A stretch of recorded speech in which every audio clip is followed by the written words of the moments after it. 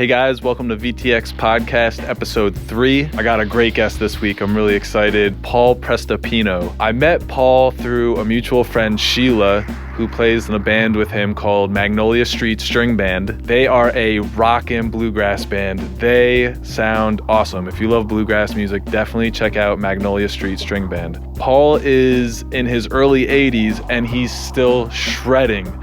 This guy plays the banjo, guitar, dobro, mandolin, string instruments. He's killing it. He played in one of the first bluegrass bands in New York City. He worked at the record plant in New York. He was there for 30 years as the maintenance technician. Chances are you've heard Paul's playing and you aren't even aware of it, because working at the record plant for all that time, he was a studio musician on a whole bunch of different records. I'm talking Aerosmith, Alice Cooper, Edgar Winter, Johnny Winter, the list goes on and on. Anytime somebody, needed a mandolin or a dobro or a banjo on the record, they said, oh, Paul, he's our maintenance tech. So they would bring him in and he got to play on all those records. I got a really cool segment where he talks about his history, how he got involved with music, how he got hooked up at the record plant and working over there for all those years. It's really great to hear his story. So I hope you enjoy this episode. Without further ado, here's Paul PRESTOPINO. Back in 1958, when I was about 20 years old, because I was born in 1938. That makes a lot of sense, doesn't it? I was here in New Jersey, and I was going into New York on Sunday afternoons, and everybody was jamming in Washington Square Park, and I got involved in a bluegrass band. The bluegrass band was the Greenbrier Boys. It was essentially the first bluegrass band in New York. Others followed on our heels. But come a year later, maybe almost 2 years later, through a long story which I will not bore you with, I got a job that brought me out to live in Wisconsin. So I had to leave that band. And I ended up out in Wisconsin working for the Kimberly-Clark Paper Company.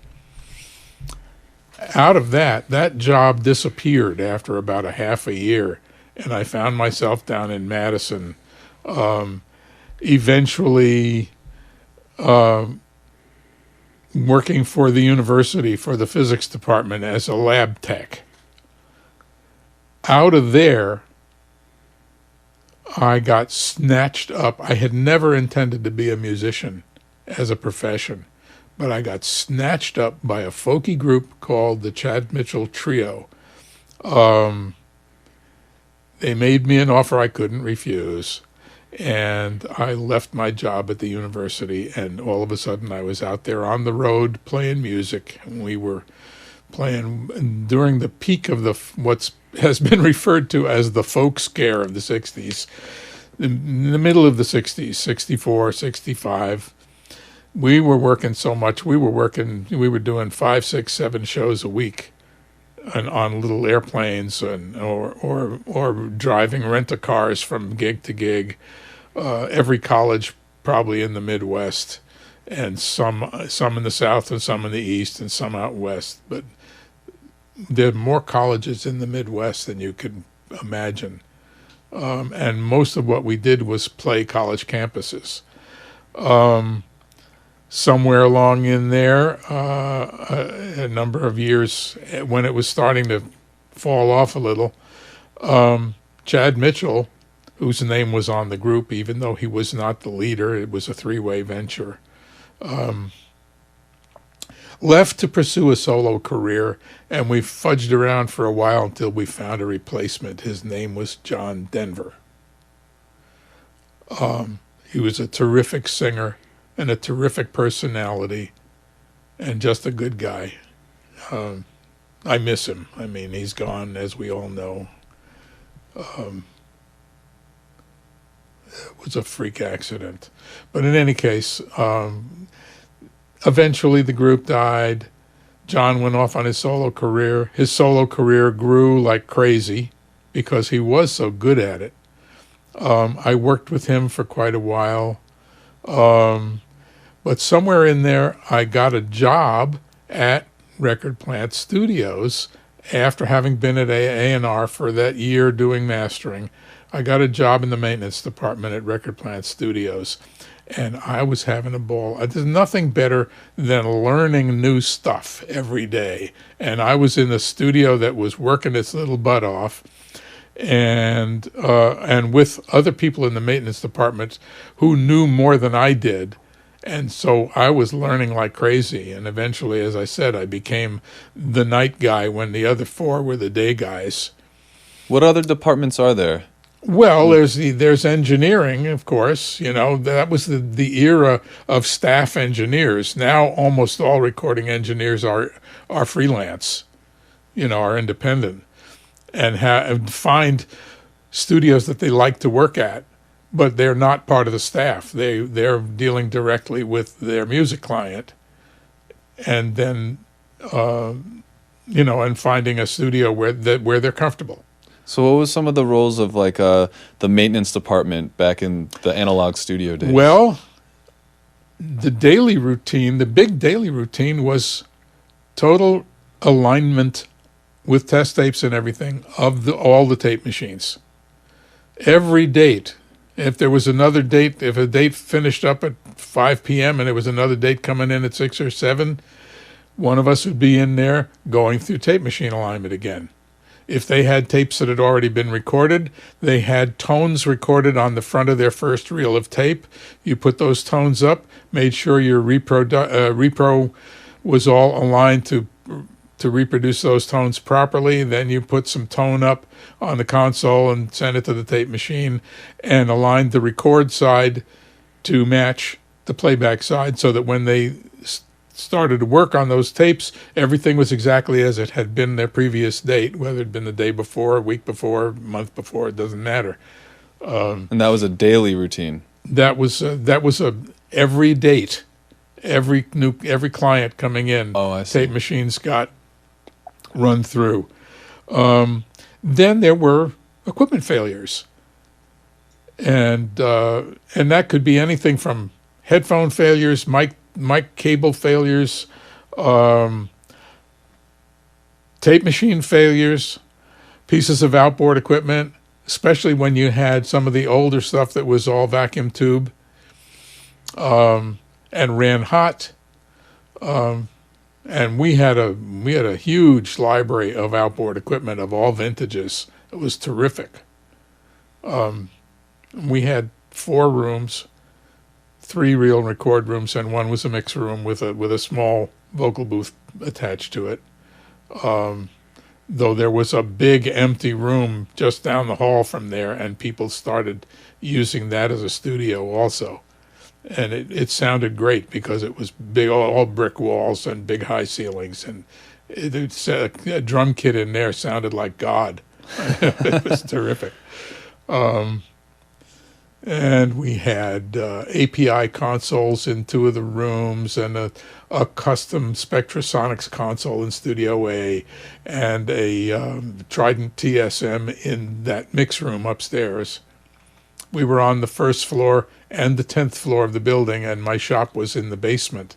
Later it moved, but originally it was down in the basement. I found myself wearing overalls like I'm wearing now, and my pockets were full of tools, so I didn't have to go running to the basement if somebody had a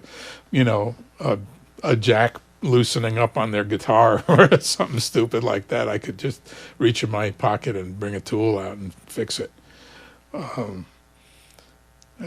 But it was terrific, and I had at one point John Denver asked me if I wanted to become a permanent part of his band. I was going out and doing some big shows with him at some of the big outdoor venues like Pine Knob in Detroit and Wolf Trap in D.C. and Universal Amphitheater in L.A. and I don't even remember where, but Red Rocks in Denver. He asked me if I wanted to be a permanent part of his band, and I said, I'd love to keep coming out and doing these big weekend shows, but I don't want to leave Record Plant because I'm learning so much, and I'm just having a ball there. And he ended up finding someone else to take what would have been my position in his band, and I'm still in touch with that guy. I like him a whole lot. He racked off. I mean, he did well. Well, but and to be fair, his name is John Summers. He's the guy who wrote "Thank God I'm a Country Boy," that John made a big hit out of. You must have met so many people. Oh boy, so many amazing artists working in the studio for that long. Yeah, well, everybody came through Record Plant. Record Plant was really the top rock and roll studio in New York for a long time. Some people might say that Electric Lady ran a close second. A&R was also a very busy studio, but A&R died even before Record Plant did, and it was really sad because some of these studios are a wonderful, they're willy-nilly, they're a teaching facility. People learn stuff like crazy, and then maybe they stay there like I did, or they go on to other bigger and better things like producing. Like Jack Douglas and I got hired on the very same day at Record Plant. Jack Douglas ended up becoming John Lennon's producer among all the others that he worked with, and he's a wonderful guy, and he's a hell of a good record producer. But we had started out working there at the same, and that was the direction he went in, and I was in the shop. But yeah, I mean, everybody came through there at one point or another, and you develop friendships too, with record producers, artists. The other thing that happened for me was because I was a musician and had been working as a musician for a long time before. Let's see, I was with the Mitchell Trio for almost 7 years when it finally closed up, and then I was working with John Denver for another year or two after that. So the Record Plant staff all knew that I played, and that I played a number of instruments. And there'd be somebody working on a project in Studio A, let's say, and they'd be working on something and recording parts and doing some overdubs, and somebody would pipe up with something like, what would it be like if we had a mandolin on this? Well, our engineering staff all knew that I was back in the shop and I had instruments. And they'd say, well, he's right in the shop. And I got to play on Edgar Winter, Johnny Winter, why can't I think of his name? The guy that John Lennon produced, Harry Nilsson. I got to play on that. I got to play on an Alice Cooper album, a couple of Aerosmith albums. I'm on all kinds of stuff that I never would have gotten a call out of the blue for. But because I was there and had my instruments in the shop and could just wander into the studio, lay down this mandolin part, and go back to what I was working on in the shop. I got That's a hell fascinating. of a lot of records. That's got me thinking about the sense of community in a facility like that, where you have so many different types of people, so many different types of talents, and all in one place. And like, there's, nowadays, I mean, there's still some studios around, but I don't know if there's that kind of community that's happening, because there's so many people recording in all different types of facilities. Yeah, everyone's got their own setup. Yeah, everybody's got their own production rooms, including my brother, who is basically a songwriter, but he's also a mixer and a record producer. Depending on what people need, he does it. He's a multitasking guy. But you talk about the sense of community. Here's a little sidelight. I guess it's every other year, the Audio Engineering Society show comes to the Javits Center. They just had it last week, I think. Exactly. Yeah. And when I say we, I'm talking about people who used to work at Record Plant Studios, 321 West 44th Street, New York. The staff. We use the AES show as a magnet because it brings people in who are out of town, people who are in Nashville, people who are in LA, people who are in the Bay Area, or just somewhere far away. It brings them into New York to go to the show. And what we do is, when the show closes on a Friday, let's say the way it was this year, it closes about 5 o'clock. or 6 o'clock, something like that. We've all communicated with each other, and we all get together in a restaurant or a tavern or whatever it is. In the last couple of years, it's been a place on 39th Street called Tir na Nog. It's an Irish pub, but a big one. And we'll get 20 people or better who used to work at Record Plant, who all get together, and we love seeing each other, and we still enjoy hanging out together. That's too cool. It's very cool, and it points up the old thing about a company being like a family. Well, in this case, we never realized it back when we were all there, because we were all working too damn hard to realize it. But now, in retrospect, we understand that we really did develop a family there, and we'll get, as I say, 20, 25 people who used to work at Record Plant. In some cases, it might be 1 or 2 clients too, who'll come and we'll get together and hang out, and the stories flow, and everybody's just happy to see each other, because we don't get to see each other except, that kind of a thing, Do you go to AES There's every year? 1 or 2 people. Well, I didn't make it to the convention this year because I couldn't find parking anywhere near the Javits Center. So I went back up to Tir na Nog, and I just hung out there until everybody finally got up there from AES. But it was just wonderful to see people that you don't see very often, but the minute you see them, it's like old home week. Yeah, it's really nice. It's terrific. So Record Plant closed its doors the very end of 1989. The bankruptcy auction happened, I guess must have been in January of 1990. It was very badly mishandled, but the guy who had been operating the studio's location unit, the remote truck, for the previous number of years, was able to get some financing together and bid on and bought the truck out of the bankruptcy auction. Prior to the auction, he had come to me and said, "I'm going to try to buy the truck. Would you like to work with me?" And I said, "Yeah, sure." Because, I'm out of a job.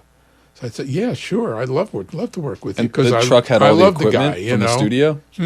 The truck had all the equipment from the studio in it? Or the truck was a complete state-of-the-art, back then, state-of-the-art control room with lots of outboard equipment, big API console. We must be talking a pretty big truck. Yeah, well, that truck was a 10-wheeler. Gotcha. It started out as a 6-wheeler back in 1970 when it was originally, there were 2 of them built by Wally Hyder Studios out west. And then Hyder, I don't know what happened, but Hyder sold them. And one went to Record Plant LA and one went to Record Plant New York. And when Kooster McAllister, who's the guy I'm talking about, and I'll tell you a little bit more about him in a minute, when Kooster bought the truck out of the bankruptcy auction, it was the 6-wheeler. It was physically falling apart. It had a Trident 80 series console in it, which had been heavily modified to do remote work. And it worked okay. It was all right. Once it became Kooster's truck, we finished up the last couple of bookings that were on the books from before the studio went under, and then took the truck off the road, drove it into a big truck garage in Clifton, New Jersey, where they lifted the entire box off the old Chevy chassis I hope they rolled that old Chevy chassis into off a cliff somewhere, because it was gonzo.